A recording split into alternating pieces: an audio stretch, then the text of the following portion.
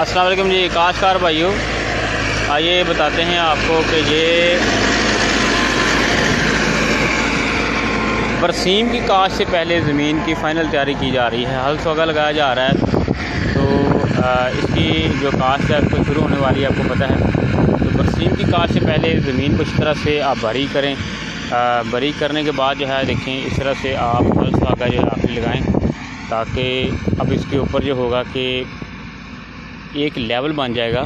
और जब आप पानी लगाएंगे, उसके अंदर जब पानी खड़ा हो जाएगा तो फिर आपने उसके अंदर जो है वो बरसीम के सीड का छट्टा लगाना है। याद रखें, बरसीम के सीड की काश्त से पहले उसे हल्की सी जो है वो लाजमी जो है वो कोई फंजीसाइड वगैरह लगा लें, क्योंकि अक्सर होता है जो है कि कीड़े जो हैं वो फिर सीड उठा के ले जाते हैं, फिर जर्मिनेशन का मसला बनता है।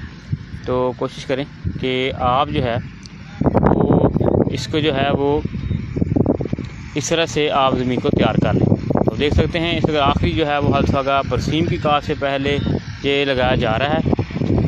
बरसीम की काश्त से पहले